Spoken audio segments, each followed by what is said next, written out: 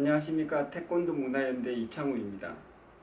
이번 동영상에서는 태권도인들이 좀 더 태권도를 가치 있게 만들기 위한 방안에 대해서 간단한 제 의견을 말씀드려 보겠습니다. 먼저 장자에 나오는 한 예화를 가지고 시작을 해 보겠습니다. 장자에 이런 이야기가 나옵니다. 어느 마을에 빨래를 하는 사람이 있는데 빨래하는 일을 가지고 먹고 사는 이 사람이 이제 조상 대대로 전해오는 약을 만드는 비법을 하나 알고 있었다고 그럽니다. 그것이 어떤 거냐면 찬 겨울에 빨래를 해도 손이 얼거나 트지 않도록 그렇게 손에 바르는 약을 만드는 비법을 알고 있었던 거죠. 그래서 겨울에 이제 빨래를 하고 있는데 어느 날 지나가던 나그네가 그것을 보았습니다. 그리고는 그 빨래하는 주인한테 그 약의 비법을 팔라고 그런 거죠. 그래서 황금 1만 양을 내고는 그 비법을 사가지고 간 겁니다. 그러자 이제 그 빨래집 가장은 가족들을 불러 모아놓고 우리가 지금까지는 가족 대대로 빨래를 해서 먹고 살았는데 이제 이 비방의 약을 팔므로써 우리는 빨래하는 일을 면했다 라고 하면서 기뻐했다고 합니다. 그런데 그 빨래하는 집에서 약의 비방을 사가지고 간 사람은 어떻게 됐냐 하면 그 사람이 그 약을 사가지고 와서는 그때가 당시가 이제 뭐 전국시대인가 춘추시대인가 그런데 오나라와 월나라가 전쟁을 한창 할 때였거든요. 그래서 그 나그네가 오나라에 가서 오나라 월나라 그 중에 한 나라에 가서 이제 약의 비방을 이야기를 하면서 그 왕에게 이 약을 가지고 병사들에게 나누어져서 전쟁을 하면 상대와 싸워서 이길 수 있다라고 제안을 한 겁니다. 그래서 그 사람이 장수가 되어서 실제로 겨울에 강 위에서 전쟁을 함으로써 전쟁에서 크게 이겼어요. 그리고는 약을 산 사람은 큰 영토를 하사받고 영주가 된 거죠. 그래서 장자에 나오는 그 이야기 끝에 나오는 교훈은 이겁니다. 똑같이 손이 트지 않도록 하는 약을 얻었는데 한 사람은 대대로 내려오던 빨래하는 일을 간신히 멈추고 이제 먹고 사는 정도에 끝났지만 한 사람은 큰 영토를 하사를 받고 영주가 되었다. 그래서 같은 것일지라도 그 사용을 어떻게 하느냐에 따라서 얻는 수익이 다르다라는 것을 이야기하는 겁니다. 제가 이 이야기를 보면서 항상 생각하는 것이 태권도입니다. 하나의 무술이 있을 때 이것을 가지고 어떻게 활용하느냐 하는 것은 개인들마다 다를 수가 있습니다. 똑같은 무술일지라도 그냥 도장 열어서 한 사람 한 사람 가르치고 그냥 생업을 이어나가는 것에 쓸 수도 있고 세계적인 무술단체를 만들어서 돈을 많이 벌 수도 있고요. 더 나아가서 올림픽 종목을 만들어서 IOC 위원까지 될 수도 있습니다. 맨 마지막 사람이 김은용이죠. 태권도가 올림픽 정식 종목이 된 지 오래되었고 그래서 그것 이외의 다른 여러 요인들로 인해서 어쨌든 태권도가 세계적으로 알려진 무술이 되었는데 국내에는 이 태권도를 잘하는 많은 사범님들이 계십니다. 그리고 이 태권도가 세계적으로 알려진 무술이라는 것은 상당한 기반이죠. 이런 유용한 자원이 있는데 이 자원을 잘 활용을 못하는 것 같아요. 왜 활용을 못하느냐? 이유는 똑같습니다. 비전이 없는 거죠. 무예가 있는데 이거를 가지고 도장을 차려서 동네에서 생업을 유지하는 것에 그칠 수도 있고 또 다른 커다란 시도를 해볼 수 있습니다. 또 다른 비유를 하나를 들자면 제가 가끔 가다가 놀라는 것이 스타벅스입니다.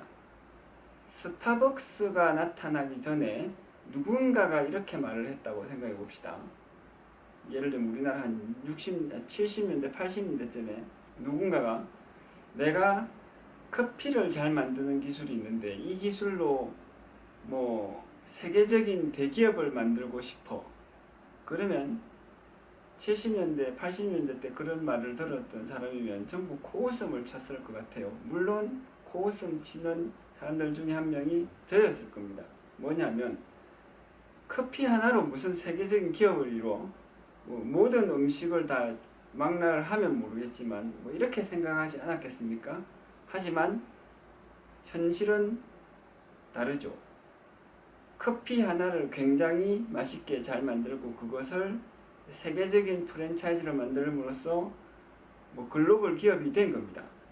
자, 그러면 커피도 이렇게 가능성이 있는데 태권도는 어떻겠습니까? 올림픽의 정식 종목이 된 것 이상으로 또 다른 많은 가능성을 가지고 있습니다. 이 비전들에 대해서 제가 다른 동영상에서 간단하게 또 여러 얘기를 하겠습니다만, 이 비전들을 다른 이제 태권도 협회장이나 외국의 태권도 단체 수장이나 이런 분들한테 말씀을 드려봐도 잘 먹히진 않더라고요. 왜냐하면